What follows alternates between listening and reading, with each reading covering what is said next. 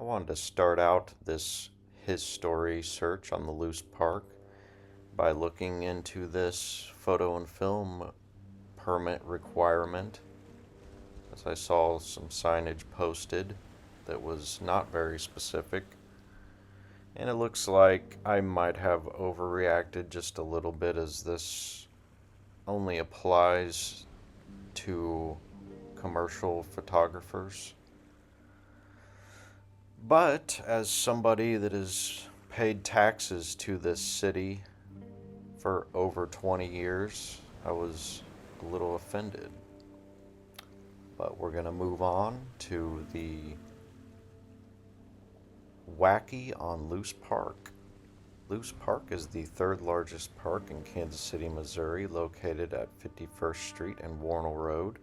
It has a lake, a shelter house, Civil War markers, tennis courts, a water park, picnic areas, and a rose garden. The Rose Garden hosts all types of outdoor special events, including theatrical performances and wedding ceremonies. The Japanese Tea Room and Garden is a small traditional Japanese garden conceived as a cultural exchange between the sister cities of Kurashiki, Japan, and Kansas City, Missouri. The original pastor belonged to Kansas City pioneer Seth Ward during the Battle of Westport in the American Civil War. Confederate General Sterling Price is said to have commanded his forces from gun emplacements on what became the south end of the park. And this Seth Ward here, another interesting character, actually stumbled upon his grave marker in the Forest Hill Cemetery.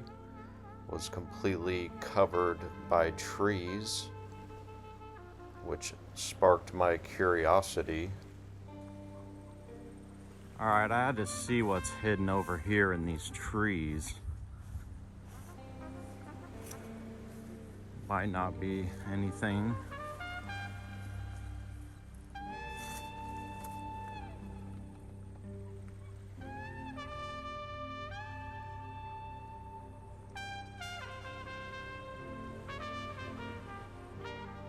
And I'm gonna make a quick correction here, as I was digging out the video footage of this Mr. Ward. It happened to be one of his 7 children, actually, which is John Edmund Ward. And Mr. Seth here is also buried in Forest Hill, but John Edmund Ward is the marker that we looked at, and I had no idea that there was any association. A subscriber brought this to my attention, and I will credit him. But I just wanted to point that out. Sometimes I like to leave my faults in here because I am human. So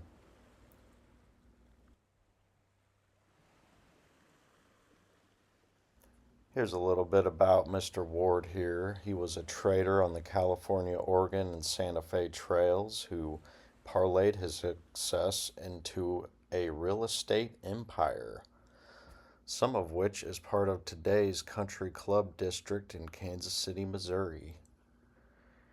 And obviously we did quite a bit of exploring on Ward Parkway. The area with all the repurposed columns, etc., everywhere. In 1897, Ward leased the land to the Kansas City Country Club for its first golf course. Because, we were ready for a golf course in 1897. In 1907, J.C. Nichols, another prominent name around here, bought land around the course to form the Country Club District and Country Club Plaza. In 1925, when the golf course moved to Mission Hills, Kansas, the land became a city park. In 1926, Ella Luce bought the property from the Hughes Ward estate, the son of Seth Ward, so that it could be made into a park to honor her husband, Jacob Luce. She gave the property to the city in 1927. Jacob Luce founded the Luce Wiles Biscuit Company, which produced Sunshine biscuits and other products. And this is the first I'm hearing about Luce and Sunshine biscuits. That's interesting. But so what they're saying here is this park was a golf course before being turned into the park. And before that, it had some role in the American Civil War. So, yes. Here's a little photo of Mr. Luce and his glorious mustache here. Let's see, in 1957, the Luce Park Garden Center was built. The Garden Center has 2 large meeting rooms with small kitchens attached to the meeting rooms. Because doesn't everybody need a few kitchens attached to their meeting rooms? Of course they do. Here's a little information on the Garden Center. We took a quick walk around this. Obviously looking like a mud-flooded, repurposed structure, in my opinion. But here they're saying it was dedicated in 1958. The 2-level building is U-shaped in design, with an iron grill entrance located to the east of the Laura Conyers Smith Rose Garden. Volunteers with the Kansas City Rose Society routinely help maintain the surrounding landscape. A Japanese garden on the east side of the building was added in 2006. So I guess, I'm curious to know what kind of stuff they're cooking in these kitchens in here when they're having these meetings and maintaining the landscaping. It's definitely interesting. But not to stroll too far off the path here. It's not a whole lot more information as we come to the end here. We've got some kind of art expedition thing in the 70s. It sounds really ridiculous, to be honest, but they kind of just go off the cliff here as far as where they take this. But here's the cannon we looked at. Obviously, or they're referring to this as the spot where Sterling Price held command during the Battle of Westport. Seeming also ridiculous. Westport, it's a little bit of ways away from here. So, this guy was really holding the ground way far away from the wars. But I digress.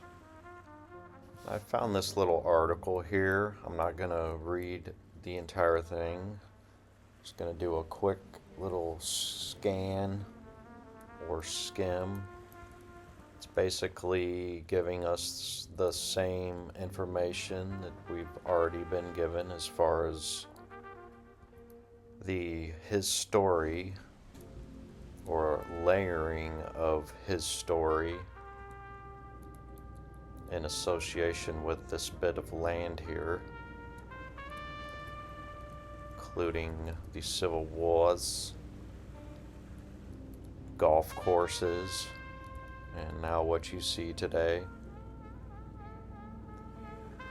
But I wanted to come down to this little photo here, looking kind of Stonehenge-ish-esque,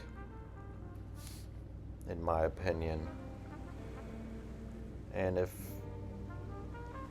as I noted in the video, and I don't, I'm not here every day, every hour on the hour, but at the particular time that I was there, I thought it quite interesting that the sun was rising almost perfect with the center of this from east to west. Thought that was very interesting. Does it mean anything? I don't know. But I wanted to show that, and this might be a rendering actually, but a pretty good depiction. That's pretty much going to wrap this one up. Not a ton of information, but I appreciate everybody's time, and I will see you on the next one.